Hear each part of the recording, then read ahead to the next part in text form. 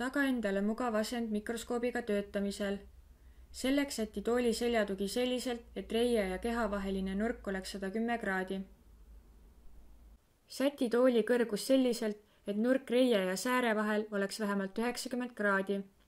Mine mikroskoobile nii lähedale, et okulaarid jääksid silmade kõrgusele ning toeta käed lauale. Mikroskoop koosneb järgmistest osadest. Lüliti, valguse reguleerimise nupp,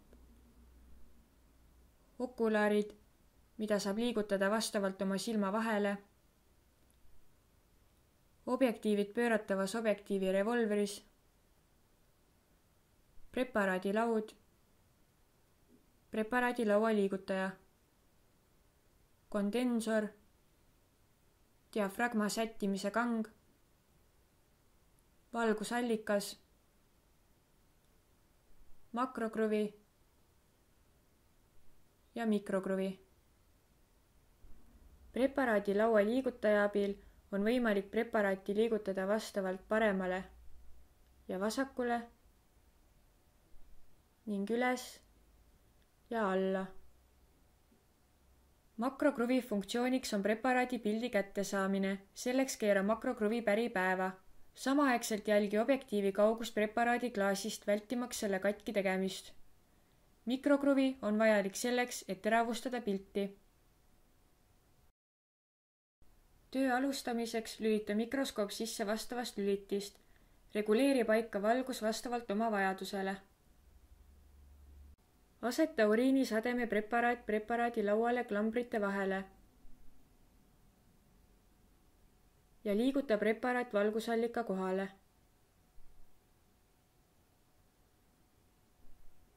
Uriinisademe üldise fooni hindamiseks kasuta 10-kordset objektiivi. Keera makrokruvi, et tuua preparaadi klaas objektiivile lähemale. 10-kordsel suurendusel mikroskoobist avanev pilt. Sademe leiu hindamiseks kasuta 40-kordset suurendust. Vajaduse korral teravusta pilti mikrokruviga. Mikroskoobist avanev pilt 40-kordsel suurendusel. Kui uriinisademe preparaadis on rohkem kui 10 erutrotsüüti või leukotsüüti vaateväljas, võid lugeda 5 vaatevälja. Vaateväljad vali terve preparaadi ulatuses, kuna materjali jaotumine on ebaühtlane. Tavaliselt loetakse 1 vaateväli katteklaasi igast nurgast ja 1 keskelt. Kui sademe preparaadis on vähem kui 10 erutrotsüüti või leukotsüüti vaateväljas, peab hindama 10 vaatevälja. Vaateväljad vali terve preparaadi ulatuses. Loe 2 vaatevälja igast katteklaasi nurgast ja 2 keskelt. Leid dokumenteeri vastavasse protokolli. Esmalt kirjuta konkreetse uriini identifitseerimise tunnus. Protokoll peaks välja nägema selline, et esimesse veergu ülevalt alla kirjuta leidude nimed. Esimesse ritta paremalt vasakule kirjuta loendatud vaateväljade numbrid. Sademes võib leiduda erytrotsüüte, leukotsüüte, makrofaage, lameepiteeli, transitoorset epiteeli, tuubulusepiteeli, mikroobe, lima, pärmseeni, lipiiditilkasid, spermatosoide.